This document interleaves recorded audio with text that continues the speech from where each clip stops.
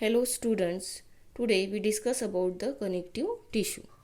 So what is meant by connective tissue? The tissue which join different parts of a body are called connective tissue. यानी जो tissue body के different parts को क्या करते हैं, join करते हैं, उसे क्या कहते हैं, कनेक्टिव टिश्यू. और सेल्स जो रहते हैं इस टिश्यू में they are loosely arrange with a ground substance in the free space in between. और ये जो ग्राउंड सब्सटेंस है ये सॉलिड रह सकता है, लिक्विड रह सकता है या jelly like. Now we discuss the types of connective tissue. So there are different types of connective tissue: blood, lymph, areolar tissue, adipose tissue, cartilage, bones, tendons and ligaments. See page number 197. Here the diagram of different types of tissues are given. So first is the blood. Blood, what is the location of blood? Closed circulatory system, means that blood flows within the blood vessels. Now if we see the structure of blood contains two components, that is cellular part and liquid part. So liquid part is called as the plasma, and in the plasma different types of cells are present like erythrocytes, leukocytes and platelets. Erythrocytes are called as the red blood corpuscles, leukocytes को क्या कहते हैं, WBC, and platelets. Function क्या है, what is the function of erythrocyte? Erythrocytes transport oxygen, nutrients, hormones and waste material to various part of the body. Leucocytes control और protect our body from the foreign material like bacteria, viruses. And platelets जो है वो क्या करते हैं, helps in the clotting of blood. Second is the lymph. All around the cells in the body, यानी जो हमारे बॉडी में सेल्स हैं तो उसके यानी सराउंडिंग में क्या रहता है, लिम्फ रहता है.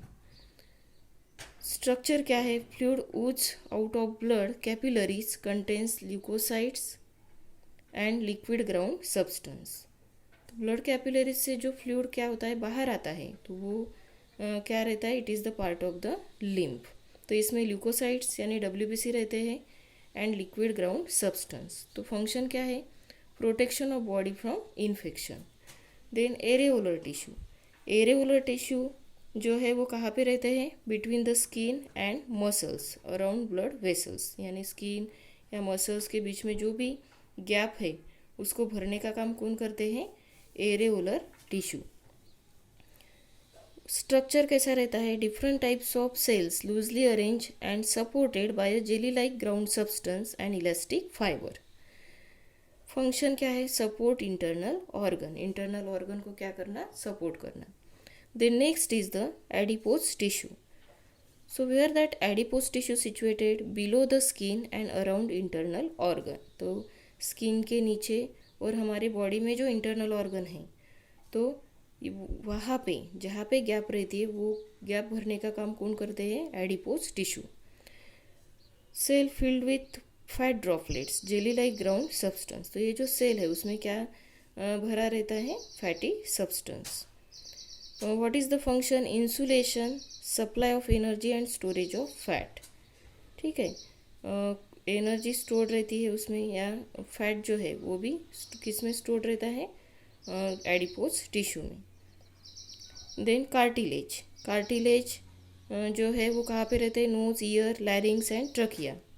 Sales supported by fibrous flexible jelly like ground substance. Cartilage में जो सेल्स रहते हैं वो किससे सपोर्टेड रहती है, fibrous flexible jelly ground substance. तो इसका फंक्शन क्या है, lubricates the surface of bones. जो बोन का जो सरफेस रहता है जहाँ पे दो बोन्स ज्वाइन होते हैं तो वहाँ पे क्या प्रोवाइड करते हैं, they provide lubrication and gives support and shape to the organ. Then bones. Bones is a part of the skeletal system. So it is present in skeleton, a specific structure extending throughout the body. इसमें कौन से प्रकार की cells रहती है, osteocytes, and they are embedded in a solid ground substance made up of calcium phosphate. Function क्या है, supports and protect different organs, helps in movement. Then tendons and ligament. So these are present at the joints. तो टेंडॉन्स जो है वो fibrous होते हैं, strong and less elastic. और ligaments जो है वो क्या रहते हैं, हाईली फ्लेक्सिबल एंड स्ट्रॉन्ग। तो टेंडॉन्स का क्या फंक्शन है? टेंडॉन्स जॉइन मसल्स टू बोन्स, यानी मसल्स और बोन में जॉइंट जो है वो किसका रहता है? टेंडॉन्स का रहता है। और ligament join to bones to each other, यानी दो बोन्स जॉइंट करने के लिए हम किसकी मदद लेते हैं या किसकी मदद से दो बोन जॉइंट होते हैं? That is the ligament. Then we discuss the muscular tissue. So bend your arm and elbow, observe the muscles in front and the back of arm. यानी muscular tissue की मदद से हम क्या कर सकते हैं? We can do the movement. Muscles, fiber and muscular tissue are formed from a special type of contractile protein. तो ये जो मसल्स फाइबर है और मस्कुलर टिश्यू है उसमें क्या रहता है? स्पेशल टाइप का कॉन्ट्रैक्टाइल प्रोटीन रहता है। उसके कारण क्या होता है? Movement of hands, legs, that is contraction and relaxation. So which type of protein is present? Actin and myosin. So muscular tissue are made up of long cells of muscles fibre. Muscular movement occurs due to contraction and relaxation of the contractile protein in these cells. Now we discuss the types of muscular tissue. So there are three types of muscular tissue: striated muscles, non-striated muscles and cardiac muscles. See the page number 198. The diagram is given. So first we see the striated muscles. तो striated muscles long रहते हैं, cylindrical रहते हैं, multinucleate and have a no branch, यानी उसमें branching नहीं रहता, एक से ज़्यादा न्यूक्लियस रहते हैं, इसलिए उसे क्या कहते हैं? Multi nucleate. और स्ट्रक्चर क्या है? They are alternate dark and light bands on this muscles and they are attach to bones. They are also called skeletal muscle. उसका दूसरा नाम क्या है? स्केलेटल मसल्स या वॉलेंटरी मसल्स. फंक्शन क्या है? This muscles bring about the movement of arms, legs, यानी हमारे बॉडी की जो मूवमेंट है, जैसे आर्म की और लेग्स की जो मूवमेंट है या रनिंग है, स्पीकिंग है, तो ये किसके थ्रू होती है? थ्रू द वॉलेंटरी मसल्स और striated muscles. Then non striated muscles. तो मसल्स ये जो रहते हैं वो शॉर्ट रहते हैं, स्पिंडल शेप, यूनिन्यूक्लिएट है. यूनिन्यूक्लिएट यानी उसमें एक ही न्यूक्लियस रहता है और ब्रांचिंग नहीं रहता. स्ट्रक्चर क्या है? Dark and light bands are absent. उसमें डार्क और लाइट बैंड नहीं रहते हैं. Not attach to bones. Their movement are not under the control of our will, hence they are called as involuntary muscles. यानी उसकी जो मूवमेंट है वो हमारे कंट्रोल में नहीं रहती है, हमारे विल के अंडर में नहीं रहती, इसलिए उसे क्या कहते हैं? Involuntary muscles. And they are present in the alimentary canal blood vessels. Function क्या है? Movement of eyelids, passage of food through the alimentary canal. जो फूड है वो एलिमेंट्री कैनल के थ्रू क्या होता है? पास होता है. Contraction and relaxation of blood vessel. और ब्लड वेसल का जो कॉन्ट्रैक्शन और रिलैक्सेशन है, वैसोडाइलेशन, वैसोकॉन्स्ट्रिक्शन, तो ये किसके थ्रू होता है? Through the non striated muscles. And third is the cardiac muscles. तो कार्डियक मसल्स जो है specially made for the heart और they are present on the wall of the heart. तो मसल सेल जो रहते हैं यार cylindrical, uninucleate and branch. Structure क्या है? उसमें dark and light bands present रहते हैं. और हार्ट जो है वो किससे बना है? कार्डियक मसल से. So their movement are not under control. उसकी जो मूवमेंट है वो हमारे कंट्रोल में नहीं रहती और our will. So they contract and relax rhythmically. Function क्या है उसका? Contraction and relaxation of the heart. Then next we discuss about the nervous tissue. तो इसके पहले भी हमने स्ट्रक्चर देखा है, structure of nervous tissue.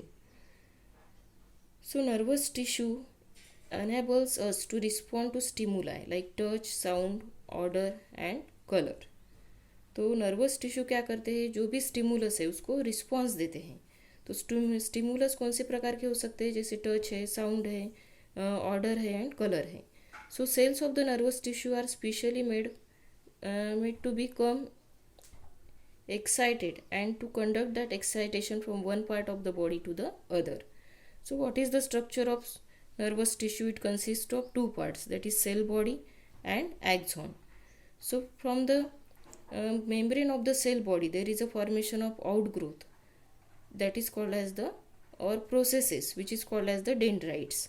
So dendrites receive the impulses, receive the stimulus and convert them into the electrochemical signals or impulses, and then that impulses travel from cell body into the axon, and then from axon into the axon terminal. So in this way, whatever the impulses, they are carried forward.